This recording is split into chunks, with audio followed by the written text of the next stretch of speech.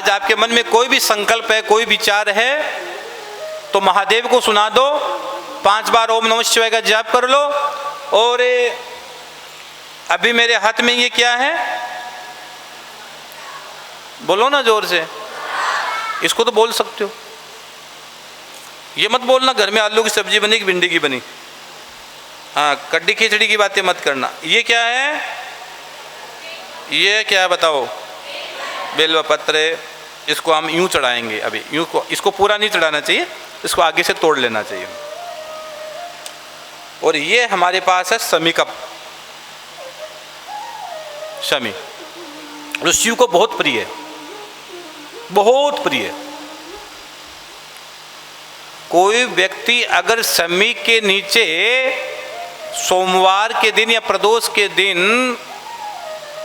शमी के नीचे बैठकर अगर शिव का पूजन अर्चन भी कर ले, तो कथाओं में लिखा गया है उसको इतना पुण्य लगता है, इतना पुण्य लगता है, इतना पुण्य लगता है, जो जिस पुण्य को सरस्वती लिख नहीं सकती, इतना पुण्य लगता है।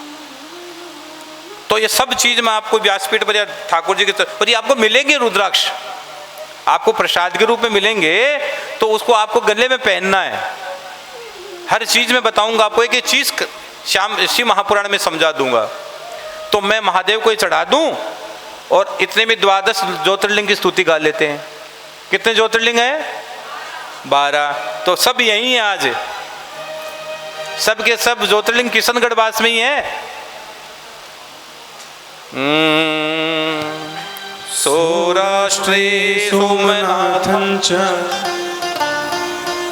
श्रीशैले मल्लिकार्जुनम् उज्जैन्यां महाकालम् ओंकारं ममलेश्वरम् परल्यां वेदनाथं च डाकिन्यां भीमशङ्करम् सेतुबन्धे तु रामेशम् नागेशं दारुकावने वाराणस्यां तु विश्वेशं त्र्यम्बकं गौतमी तटे हिमालये तु केदारं ऋष्मेशं च शिवालये एतानि ज्योतिर्लिङ्गानि सायं प्रातः पठे नरः सप्तजन्मकृतं पापं स्मरणेन विनश्यति। बोले महाकालेश्वर भगवान की जय हो। कि कथा में लिखा है कोई व्यक्ति अगर एक बिल्व पत्र की पूजा करता है, बिल्व पत्र का पेड़ लगाता है, तो उसको 68 करोड़ तीर्थों का पुण्य लगता है। 68 करोड़ तीर्थों का पुण्य लगता है। और यहां तक लिखा गया है कि अगर कोई व्यक्ति अपने घर में, देखो बहुत गहरी बात लिखी गई है, कोई व्यक्ति अपने घर में या कहीं पे भी बिल्व पत्र का पेड़ लगा देता है, उसको 1 करोड़ मंदिर बनाने का पुण्य लगता है। 1 करोड़ मंदिर बनाने का। और ये कोई हवाई हवाई बातें नहीं है। जैसे कई लोग घर में तुलसी लगाते हैं, कईयों के घर में तुलसी टिकती ही नहीं है। बहुत से घर ऐसे होते हैं, महाराज जी क्या करें, तुलसी नहीं टिकती है। तुलसी लगाते हैं, तुलसी कुछ दिन रहती फिर चली जाती है। तो कोई व्यक्ति अगर एक बिल्व पत्र लगा देता है, कोई व्यक्ति एक पिंपल का पेड़ लगा देता है, भगवान ने गीता में कहा ना, वृक्षों में मैं पिंपल हूं, वृक्षों में मैं पिंपल हूं। कोई व्यक्ति अगर एक पिंपल का पेड़ लगा देता है, उसका विवाह कर देता है, पिंपल और पिंपली का विवाह होता है, अगर उसका कन्या विवाह कर देता है पिंपल का, तो भैया उसके जन्म जन्मांतर के भाग्य का उदय हो जाता है। ये कथा में लिखा है। पिंपल और पिंपली का विवाह होता है। अभी पिंपल पुण्योग भी होता है, अभी गई है ना पूर्णिमा, यही 23 तारीख की पूर्णिमा के दिन होता है। पिछले साल हमने खाटू में करवाया था, पिछले साल हमने खाटू में पिंपल और पिंपली का विवाह करवाया था। जैसे आजकल विवाह करते हो ना, उसी प्रकार मेहंदी से लेकर सबका बड़ा आयोजन हुआ था, फेरे भी हुए थे और भारत के कोने कोने से हरि भक्त आए थे, बहुत हरि भक्त आए थे उस पिंपल पिंपली के विवाह को देखने के लिए और शामिल होने के लिए। तो अगर कोई व्यक्ति एक बिल्व पत्र का पेड़ लगा देता है, उसको 1 करोड़ मंदिर बनाने का सौभाग्य मिलता है और 68 करोड़ तीर्थों का उसको वास मिल जाता है, ये लिखा गया है।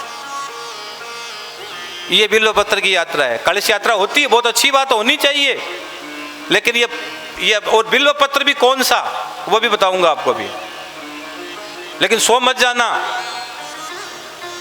ये सोने वाला मामला क्यों, 4 बजे नींद आती, क्यों चाय वाला टाइम है ये तो।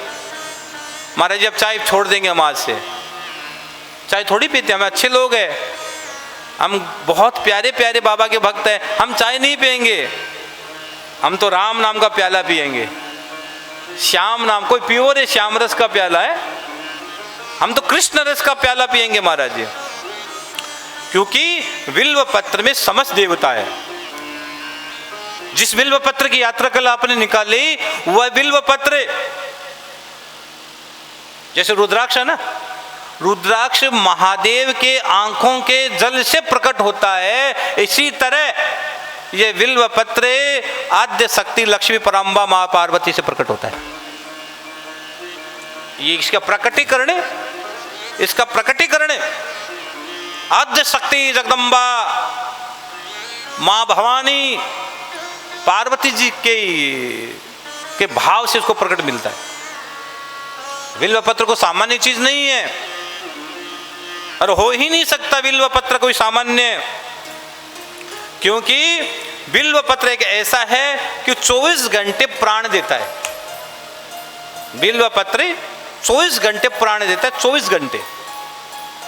जिसको आप कल शाम को लेकर, कल तो यात्रा निकली थी, इतनी बजे थोड़ी निकली थी, थोड़ी लेट हुई थी, लेकिन आप बिल्व पत्र लेकर बैठे तो सब थे, पहुंच गए थे इतनी देर में। हाँ, और कथा में यह भी लिखा है कि साधना, उपासना, भोजन बिल्व पत्र के पेड़ के नीचे अगर करने से अनंत अनंत अनंत गुना फल मिलता है। अगर आप एक माला और कहीं बैठकर करते हो और वही माला बिल्व पत्र के पेड़ के नीचे बैठकर करोगे तो आपको उसका हजारों गुना उसका पुण्य लग जाएगा। जिस बिल्व पत्र की यात्रा कल निकाली आपने, और घर में रखना कहाँ है वो भी मैं आपको बताऊंगा, लेकिन आज नहीं बताऊंगा, क्योंकि अभी तो 7 दिन तक आपको केवल सींचना उसको, और तोड़ना मत, पत्ता मत तोड़ना उसका। और सोमवार के दिन बिल्व पत्र को नहीं तोड़ा जाता है कभी, कई लोग कभी सोमवार के दिन बिल्व पत्र मत तोड़ना, जैसे रविवार के दिन तुलसी नहीं टूटती है, इसी तरह सोमवार के दिन बिल्व पत्र नहीं तोड़ा जाता है। हाँ, बिल्व पत्र नहीं तोड़ा जाता है।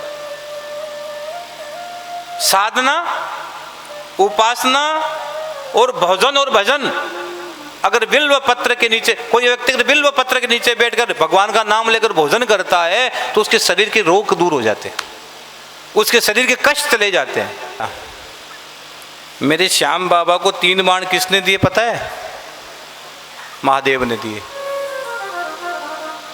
श्याम बाबा को 3 बाण महादेव ने दिए। शिव और श्याम का तो अद्भुत मिलन है, अद्भुत मिलन है।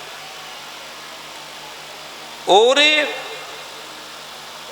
श्री महापुराण, जिस रुद्राक्ष की हमने कल, जो बिल्व पत्र की हमने कल चर्चा की, बिल्व पत्र को कभी भी बगैर स्नान किए नहीं तोड़ना चाहिए। बिल्व पत्र को कभी भी बगैर स्नान किए मत तोड़ना।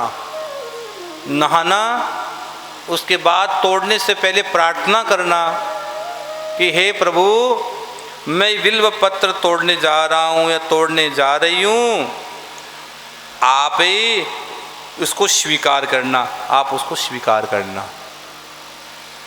और एक बहुत बड़ी बात बताऊं, लिखने लायक बात है। कोई व्यक्ति अगर जो ये बेल होता है ना, बेल, बिल्व पत्र का जो फल होता है, बिल्व का जो फल होता है जिसको बेल बोलते हो, बेल का रस किसी भी प्रकार से आपके पेट में चला गया होगा, किसी भी प्रकार से। और उस व्यक्ति की अगर 27 दिन के अंदर मृत्यु हो जाती है, अगर आपने 27 दिन में कभी भी बेल का रस पिया हो, किसी भी प्रकार से बेल का आपके पेट में चला गया हो, तो उस व्यक्ति की कभी भी वो नरकगामी नहीं हो सकता। वो सीधा का सीधा जाएगा तो गोविंद की शरण में जाएगा, सीधा शिव के पास जाएगा, चाहे कितना ही पापी क्यों ना हो। बेल का, और उस व्यक्ति की कभी अकाल मृत्यु नहीं होती है। उस व्यक्ति की अकाल मृत्यु नहीं होती है। अगर आपके 27 दिन तक लिखा है यहाँ, तो 27 दिन तक अगर आपने बेल का फल किसी भी रूप में आपके पेट में चला गया हो, तो अगर आपकी इन 27 में अगर मृत्यु भी कहीं हो जाती है, तो भी आप कभी भी नरकगामी नहीं हो सकते। आपको शिव का पद मिले, शिव की शरण मिलेगी, आप भगवान शिव के समीप चले जाओगे, शिव के पास पहुंच जाओगे। महाराज जी आज से रोज 27 दिन गिनकर बेल का फल जूस पक्का पिएंगे। आप गिन लेंगे कि 27 दिन पूरे, फिर एक बेल का लसा, एक गिलास तो पीना है। ये लिखी हुई बात मैं आपको बोल रहा हूं, और बड़ी सारगर्भित मैं बात बोलता हूं। क्यों यूं नहीं कि मैं कोई आपको यहां बहलाने के लिए आया हूं। इस कथा को भी लाखों लाखों लोग सुनते हैं। तो बेल का इतना फल है। बेल फल का तो जैसे दही है ना, दही से लाख गुना फायदेमंद छाछ होती है, और बिल्व पत्र से भी लाख गुना उसका जो फल है, बेल फल है, उसका ज्यादा पुण्य है। आप केवल ये कर लेना। और यहां एक चीज और लिखी है भैया, ये जो बिल्व पत्र जब आप तोड़ते हो या बिल्व पत्र उतारते हो, तोड़ना अलग होता है और उतारना अलग होता है। जब आप बिल्व पत्र को उतारते हो, तोड़ना अलग बात हो गई। आप कभी मत पढ़ना में हम तोड़ रहे हैं, नहीं, हम बिल्व पत्र को उतार रहे हैं। जब बिल्व पत्र को जब उतारते हो, उसको स्पर्श जब करते हो, तो स्पर्श का भी मंत्र लिखा गया है। बिल्व पत्र को जब स्पर्श करते हो ना, तो स्पर्श का भी मंत्र लिखा गया है। उस मंत्र को बोलकर अगर आप बिल्व पत्र को उतारोगे, तो आपको कोई प्रकार का पाप नहीं लगेगा और आपके जीवन में पुण्य का उदय हो जाएगा। यहां तक लिखा है। अब मंत्र भी सुन लो। मंत्र लिखा है श्री फलाय नमः। क्या लिखा, क्या बोलना, बोलो भाई, जोर से बोलो। श्री फलाय नमः बोलो। श्री, अब दूसरा मंत्र और सुन लो। श्री दुर्माय नमः। श्री दुर्माय नमः, दुर्माय नमः। इस मंत्र को बोलकर अगर आप बिल्व पत्र से उतारोगे, तो स्वयं शंकर भगवान उसको ग्रहण कर लेते हैं तुरंत। और बिल्व पत्र की एक खासियत और है, अगर किसी ने चढ़ा दिया तो उसको वापस आप धोकर वापस चढ़ा दो। अगर शिव के ऊपर बिल्व पत्र चढ़ा है, आपके पास बिल्व पत्र नहीं है, तो उसको उतारो, धो और आप चढ़ा दो। ये कितनी, महाराज ये तो अच्छी बात है। बस कल से लेके नहीं जाएंगे, जो चढ़ा उतार के धो के, ये तो अच्छी बात है। ये सी बातें बता दिया करो बस। ये बातें हमारे दिमाग में बहुत जल्दी। नमामि समीसा निर्वाण रूपम विभुं व्यापकं ब्रह्म वेद स्वरूपम निजं निर्गुणं निर्विकल्पं निरीहं चिदाकाशमाकाशवासं भजेऽहं निराकार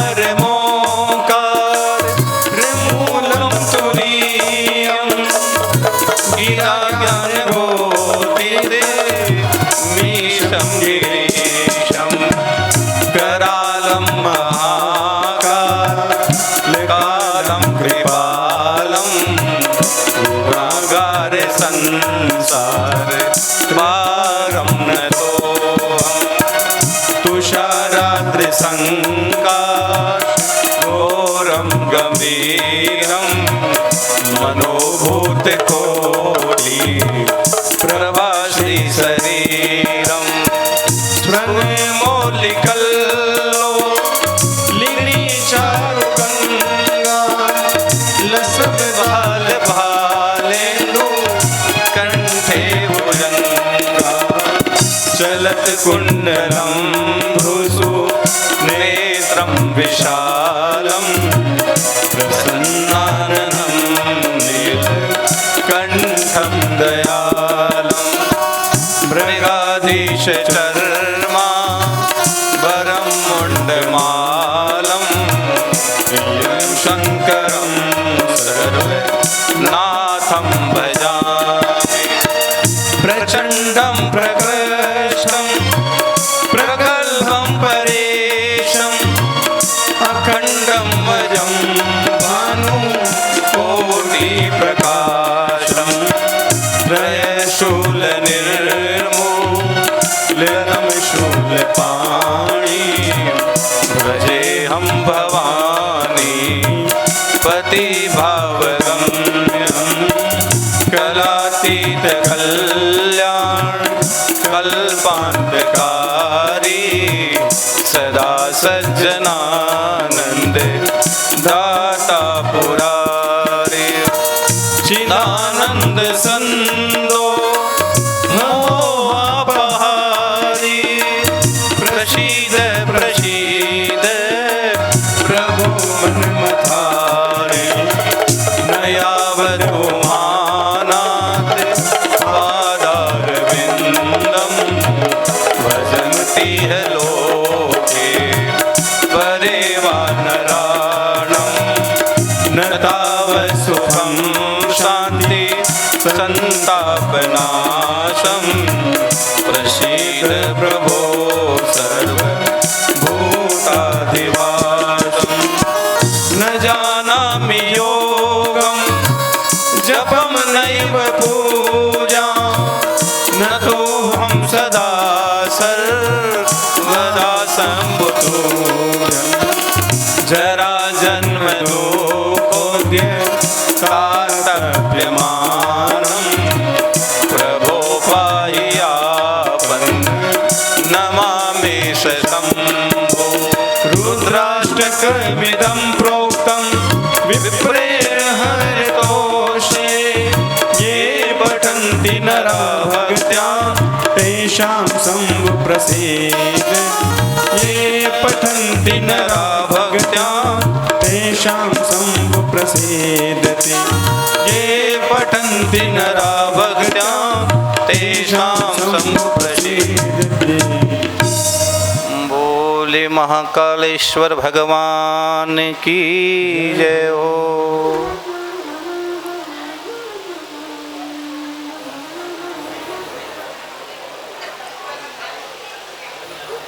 बोले महामृत्युंजय भगवान की जय हो। बोले शांब सदाशिव भगवान की जय हो। जय श्री श्याम। आप सभी श्याम प्रेमियों से नम्र निवेदन है कि पूज्य महाराज श्री जी का YouTube चैनल मनुश्री जी महाराज रत्नगढ़ वाले को सर्च करें, सब्सक्राइब करें, शेयर करें, बेल आइकन दबाएं ताकि महाराज श्री जी की वाणी जन जन तक पहुँचे और सभी को उसका लाभ प्राप्त हो। जय श्री श्याम।